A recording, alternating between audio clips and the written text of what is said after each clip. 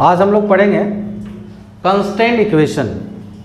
Newton's law of motion को समझने के लिए कांस्टेंट इक्वेशन को समझना ज़रूरी है।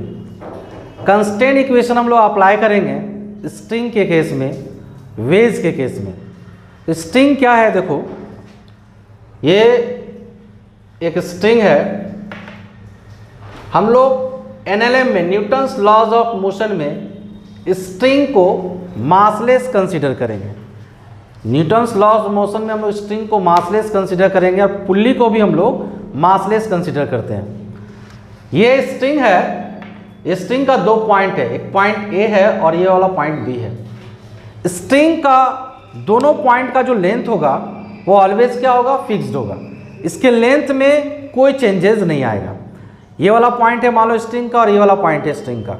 जब दोनों मूव करेगा तो एक साथ मूव करेगा, तो दोनों के बीच का जो डिस्प्लेसमेंट है और लेंथ है वो ऑलवेज क्या होगा? कांस्टेंट होगा। जैसे मान लो इस स्ट्रिंग के बीच का लेंथ है 2 मीटर और ये स्ट्रिंग मूव करने लगा इस तरह से। तो अगर मान लो स्ट्रिंग इस पॉइंट पर आ गया मूव करते करते, तो ये जो लेंथ है उसमें कोई चेंजेस नहीं आएगा, ये लेंथ 2 मीटर ही होगा। स्ट्रिंग के किसी भी पॉइंट का जो डिस्टेंस है वो ऑलवेज क्या होगा? कांस्टेंट होगा। जैसे मान लो ये स्ट्रिंग है, ये पॉइंट ए है, ये पॉइंट बी, ये सी, डी और ई। तो इस दोनों का जो सेपरेशन है, ए बी का सेपरेशन, बी सी का सेपरेशन, सी डी का सेपरेशन, डी ई का सेपरेशन, जो सेपरेशन है वो ऑलवेज क्या होगा? फिक्स्ड होगा। तो ऑलवेज सेपरेशन फिक्स्ड कब होगा? जैसे मान लो दो ऑब्जेक्ट है, एक ऑब्जेक्ट ए है और एक ऑब्जेक्ट बी है, और ए और बी का सेपरेशन है मान लो 4 मीटर।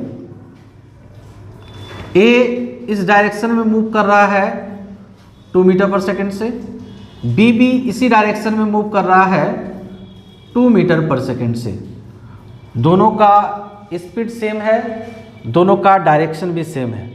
आफ्टर 1 सेकेंड अगर दोनों के बीच का सेपरेशन पूछा जाएगा तो सेपरेशन क्या होगा? 4 मीटर, क्योंकि दोनों सेम डायरेक्शन में जा रहा है और सेम स्पीड से जा रहा है, तो इसके सेपरेशन में कोई चेंजेस नहीं आएगा।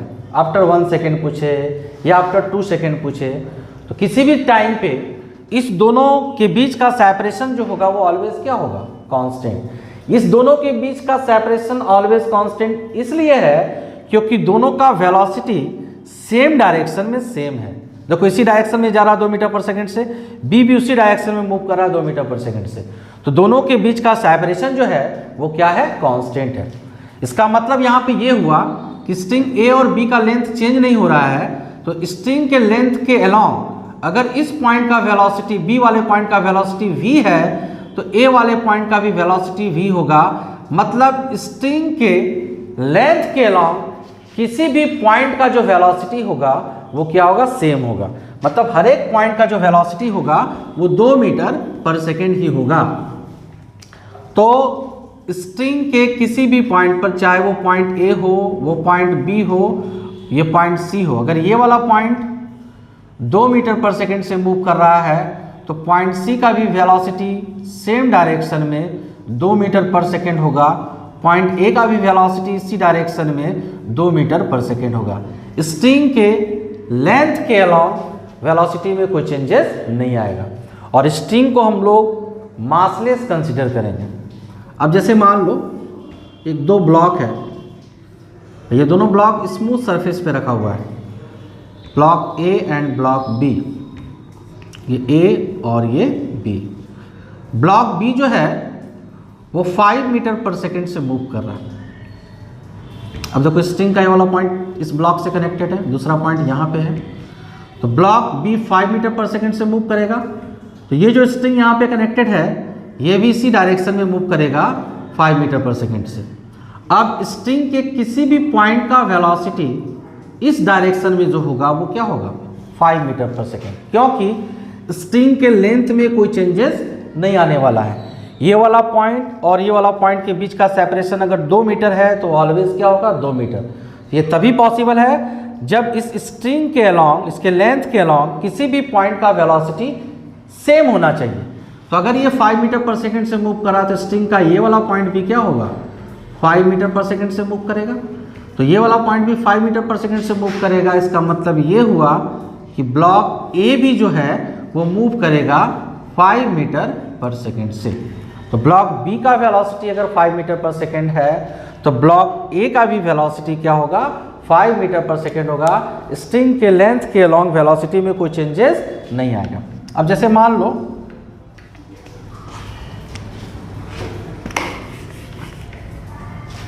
स्ट्रिंग इस तरह से है ना, ये स्ट्रिंग है, इसका 2 पॉइंट ले लेते हैं, एक पॉइंट ये और एक पॉइंट ये ले लो। ये हो गया आपका हॉरिजॉन्टल लाइन। अब स्ट्रिंग इस तरह से मूव कर रहा है, इस तरह से मूव करा रहा है स्ट्रिंग को, इस डायरेक्शन में इस तरह से मूव कर रहा है। तो इस पॉइंट का वेलोसिटी इधर हो गया v1, इधर जा रहा है। जब ये वाला पॉइंट इधर मूव करेगा तो ये वाला पॉइंट इस डायरेक्शन में जाएगा, ये वेलोसिटी हो गया v2। स्ट्रिंग का जो मोशन है वो इस तरह से, इसको इस तरह से रोटेट किए थे। ये वाला पॉइंट इधर जा रहा है, ये वाला पॉइंट इधर। ये मान लो स्ट्रिंग है, इस तरह से मूव कर रहा था। देखो ये वाला जो पॉइंट है वो इस डायरेक्शन में जा रहा है और ये वाला पॉइंट इस डायरेक्शन में। अब ये दोनों जो है, ये जो है आपका हॉरिजॉन्टल से एंगल बनाया मान लो θ1, और ये वाला जो पॉइंट है ये हॉरिजॉन्टल से एंगल बनाया θ2। तो जिसके साथ एंगल बनता है उस डायरेक्शन में कंपोनेंट हम लोग पढ़े cos थीटा होता है। तो इस पॉइंट का इस डायरेक्शन में वेलोसिटी होगा v1 cos θ1। v2 जो है वो भी इस एक्सिस के साथ एंगल थीटा बना रहा है, तो इधर इसका कंपोनेंट होगा v2 cos θ2। और अभी हम लोग पढ़े थे कि स्ट्रिंग के लेंथ के अलॉन्ग वेलोसिटी में कोई चेंजेस नहीं आता है। इस पॉइंट का इस डायरेक्शन में वेलोसिटी था v1 cos θ1 और इसका लेंथ के अलॉन्ग वेलोसिटी है v2 cos θ2। मतलब ये हुआ कि v1 cos θ1 इक्वल होगा v2 cos θ2 का। v1 cos θ1 इक्वल टू हो गया v2 cos θ2, क्योंकि स्ट्रिंग के लेंथ के अलॉन्ग वेलोसिटी में कोई चेंजेस नहीं आएगा। इस क्वेश्चन को देखो, ये स्ट्रिंग कनेक्टेड है इस ब्लॉक से और इस ब्लॉक से कनेक्टेड है। स्ट्रिंग ये ब्लॉक जो ए है इस डायरेक्शन में मूव कर रहा है 10 मीटर पर सेकेंड से। तो स्ट्रिंग के इस पॉइंट का भी वेलोसिटी होगा 10 मीटर पर सेकेंड, इस पॉइंट का भी वेलोसिटी होगा 10 मीटर पर सेकेंड। इसके किसी भी पॉइंट का जो वेलोसिटी होगा इस डायरेक्शन में वो क्या होगा, 10 मीटर पर सेकेंड। स्ट्रिंग के किसी भी पॉइंट का जो वेलोसिटी है वो क्या है, 10 मीटर पर सेकेंड। अब देखो हम लोग को फाइंड करना बी का वेलोसिटी। अगर ये ब्लॉक इस डायरेक्शन में मूव करेगा तो स्ट्रिंग इधर मूव कर रहा है, बट क्या एक्चुअली स्ट्रिंग इधर मूव करेगा, ब्लॉक तो इधर मूव कर रहा है ना। तो स्ट्रिंग का जो एक्चुअल वेलोसिटी है या ब्लॉक का जो एक्चुअल वेलोसिटी है वो इस डायरेक्शन में है और इस डायरेक्शन में एक्चुअल वेलोसिटी क्या है, v। हम लोग को इसका वेलोसिटी फाइंड करना है। तो ब्लॉक एक्चुअली मूव कर रहा है इस डायरेक्शन में और इस डायरेक्शन में इसका वेलोसिटी है 10 मीटर पर सेकेंड। तो क्या करेंगे हम लोग, एक्चुअल वेलोसिटी जो होता है उसका कंपोनेंट लेंगे इस डायरेक्शन में। तो वेलोसिटी v है, इस डायरेक्शन में इसका कंपोनेंट ये एंगल 53 बना रहा है, तो ये हो जाएगा v cos 53 और v cos 53 किसके इक्वल होगा, 10। क्योंकि स्ट्रिंग के लेंथ के अलॉन्ग किसी भी पॉइंट का जो वेलोसिटी होगा वो क्या होगा, सेम होगा। अगर ये 10 मीटर पर सेकेंड से जा रहा है तो ये स्ट्रिंग इस ब्लॉक से कनेक्टेड, ये भी 10 मीटर पर सेकेंड से जाएगा। स्ट्रिंग के लेंथ में किसी भी पोजीशन पे किसी भी पॉइंट का जो वेलोसिटी होगा वो 10 मीटर पर सेकेंड होगा। तो स्ट्रिंग का ये वाला पार्ट जिसका कंपोनेंट इधर है जो इस डायरेक्शन में जाएगा उसका वेलोसिटी होगा 10 मीटर पर सेकेंड, बट इसका एक्चुअल मोशन इस डायरेक्शन में है। तो एक्चुअल मोशन का हम लोग कंपोनेंट लेंगे इधर। तो v का इस डायरेक्शन में कंपोनेंट जो होगा वो क्या होगा, v cos 53। अगर ब्लॉक इधर जा रहा है तो स्ट्रिंग का एक्चुअल मोशन इधर है, जिस वेलोसिटी से ब्लॉक जाएगा उसी वही वेलोसिटी इस पॉइंट पे होगा स्ट्रिंग का।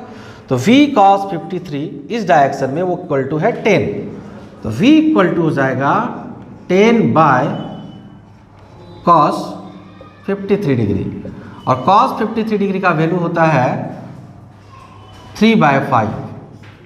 ये हो जाएगा आपका 10 × 5/3 ये आ गया 50/3 मीटर पर सेकेंड। ये ब्लॉक बी का वेलोसिटी है। सिंपल कॉन्सेप्ट यही अप्लाई करना है कि स्ट्रिंग के लेंथ के अलॉन्ग वेलोसिटी में कोई चेंजेस नहीं आएगा, किसी भी पॉइंट का वेलोसिटी सेम होगा। तो स्ट्रिंग के किसी भी पॉइंट पर वेलोसिटी क्या होगा, सेम होगा। हम लोग कंपोनेंट ऑलवेज एक्चुअल वेलोसिटी का लेते हैं।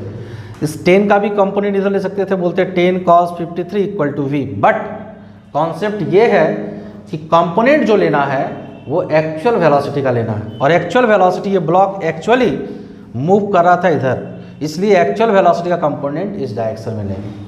अब जैसे ये वाला क्वेश्चन देखो, इस क्वेश्चन में दो ब्लॉक है, दोनों स्ट्रिंग से कनेक्टेड है। ये ब्लॉक इस डायरेक्शन में v वेलोसिटी से मूव कर रहा है। हम लोग को फाइंड करना है velocity of block B. Block B का जो वेलोसिटी होगा वो क्या होगा, तो इस डायरेक्शन में इसके वेलोसिटी को हम लोग लेते हैं v। अब देखो इसका एक्चुअल मोशन v इस डायरेक्शन में है और इससे एंगल बना रहा है 53। तो स्ट्रिंग के लेंथ के अलॉन्ग इसका जो कंपोनेंट होगा वो क्या होगा, v cos 53 डिग्री। अब स्ट्रिंग के किसी भी पॉइंट पर जो वेलोसिटी होगा वो होगा v cos 53। इस वेलोसिटी, ये वाला वेलोसिटी इस डायरेक्शन में v है और इस एक्सिस के साथ एंगल 37 है, तो इसका इधर कंपोनेंट क्या होगा, v cos 37। और हम लोग पढ़े थे कि स्ट्रिंग के किसी भी पॉइंट पर वेलोसिटी का वैल्यू सेम होता है। इस पॉइंट का वेलोसिटी v cos 37 है, इस पॉइंट का वेलोसिटी v cos 53 है। तो ये मान लो v1 है और ये है v2, तो स्ट्रिंग के लेंथ के अलॉन्ग वेलोसिटी सेम होगा। इसका मतलब ये हुआ कि v1 cos 53 degree equal to होगा v2 cos 37 डिग्री, क्योंकि स्ट्रिंग के लेंथ के अलॉन्ग इस दोनों का वेलोसिटी ये आया। स्ट्रिंग के लेंथ के along v1 cos 53 degree, string के लेंथ के अलॉन्ग v2 cos 37। तो v1 cos 53 होता है 3/5 और cos 37 होता है 4/5। 5 से 5 कैंसिल हो जाएगा, तो v1/v2 इसका रेशियो हो जाएगा 4/3।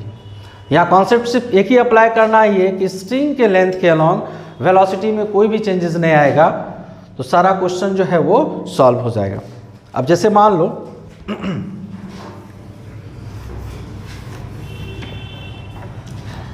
ये वॉल जो है इसमें ये पॉइंट जो है फिक्स्ड है और ये लगा हुआ रिंग, स्ट्रिंग रिंग के एक पॉइंट से कनेक्टेड है और यहाँ पे एक पुल्ली है,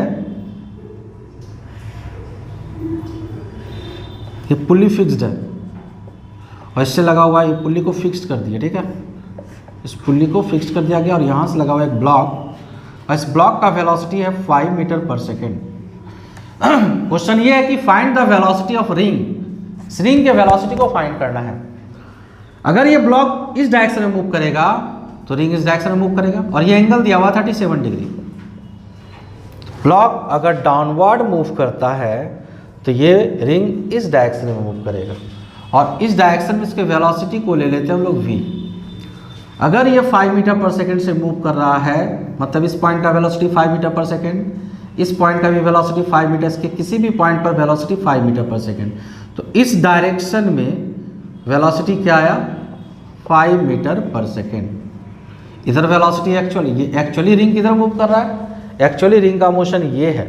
तो जब इसका कंपोनेंट इस डायरेक्शन में लेंगे तो क्या होगा, तो v cos 37 degree equal to 5, then v cos 37 का वैल्यू 4/5 इक्वल टू 5। तो v इक्वल टू हो जाएगा 5 × 5/4, 25/4 मीटर पर सेकेंड। ये हो गया रिंग का वेलोसिटी। रिंग का वेलोसिटी जो हो गया वो क्या हो गया, 4 मीटर पर सेकेंड। ये कॉन्सेप्ट समझ में आया। नेक्स्ट है पुल्ली का कॉन्सेप्ट। उसमें भी स्ट्रिंग पुल्ली से अगर कनेक्टेड हो तो क्या अप्लाई करना है, वेलोसिटी क्या होगा, कैसे कैलकुलेट करेंगे वो देखेंगे हम लोग। एक पुल्ली है, फिक्स्ड पुल्ली से दो ब्लॉक कनेक्टेड है। मान लो ये ब्लॉक ए है और ये ब्लॉक बी है। अगर ये ब्लॉक डाउनवर्ड डायरेक्शन में 5 मीटर पर सेकेंड से आ रहा है तो स्ट्रिंग के किसी भी पॉइंट पर जो वेलोसिटी होगा स्ट्रिंग का वो क्या होगा 5 मीटर पर सेकेंड। ये ब्लॉक डाउनवर्ड मूव करेगा तो ये स्ट्रिंग अपवर्ड मूव करेगा। तो वेलोसिटी ऑफ ए अगर पूछा जाए तो वेलोसिटी ऑफ ए क्या हो जाएगा 5 मीटर पर सेकेंड। ठीक है, इसको हम एक और कॉन्सेप्ट से बनाते हैं। मान लो हम लोग यहाँ रिलेटिव वेलोसिटी के कॉन्सेप्ट से बनाएंगे। वेलोसिटी ऑफ पुल्ली को हम लोग ले लिए वीपी, पुल्ली रेस्ट में है इसलिए वीपी इक्वल टू क्या होगा 0। ये वेलोसिटी ऑफ ए ले लो जो अपवर्ड डायरेक्शन में जा रहा है और ये वेलोसिटी ऑफ बी है जो डाउनवर्ड डायरेक्शन में जा रहा है। तो पुल्ली के रेस्पेक्ट में अगर ए का वेलोसिटी देखेंगे तो क्या होगा वी ए पी, मतलब velocity of A with respect to pulley ये हो जाएगा V A minus we P. और V A minus we P, pulley तो रेस्ट में है तो वी ए पी जो होगा वो क्या होगा आपका वी ए माइनस 0। सिमिलरली हम लोग velocity of B with respect to pulley find करेंगे तो क्या लेंगे हम लोग v b minus we p. V b velocity of block है, पुल्ली तो रेस्ट में इसको क्या ले लेंगे हम लोग 0। तो velocity of block with respect to pulley, velocity of block with respect to pulley क्या आया वी बी। अब देखिए पुल्ली के रेस्पेक्ट में ये ब्लॉक अपवर्ड मूव कर रहा है और ये डाउनवर्ड मूव कर रहा है। दोनों का वेलोसिटी सेम होगा पुल्ली के लिए और डायरेक्शन क्या है अपोजिट। तो हम लोग ये ले सकते हैं velocity of A with respect to pulley equal to minus velocity of B with respect to pulley, क्योंकि पुल्ली के रेस्पेक्ट में एक जितने से ऊपर जाएगा जितने वेलोसिटी से दूसरा उतने ही वेलोसिटी से नीचे आएगा। तो पुल्ली के रेस्पेक्ट में ए का वेलोसिटी इक्वल टू पुल्ली के रेस्पेक्ट में बी का वेलोसिटी विथ नेगेटिव साइन, क्योंकि दोनों का जो डायरेक्शन है वो अपोजिट है। तो वी ए पी क्या आया था वी ए और वी बी पी क्या आया था वी बी। देखो दोनों का मैग्नीट्यूड सेम आया बट डायरेक्शन क्या आया अपोजिट। मतलब ए का जो वेलोसिटी होगा वो सेम होगा जो बी का वेलोसिटी है बट दोनों का जो डायरेक्शन होगा वो अपोजिट होगा। अगर ए बी डाउनवर्ड डायरेक्शन में जा रहा है तो ए अपवर्ड डायरेक्शन में जाएगा और अगर बी अपवर्ड डायरेक्शन में जाएगा तो ए डाउनवर्ड डायरेक्शन में जाएगा। ये कॉन्सेप्ट था फिक्स्ड पुल्ली के लिए।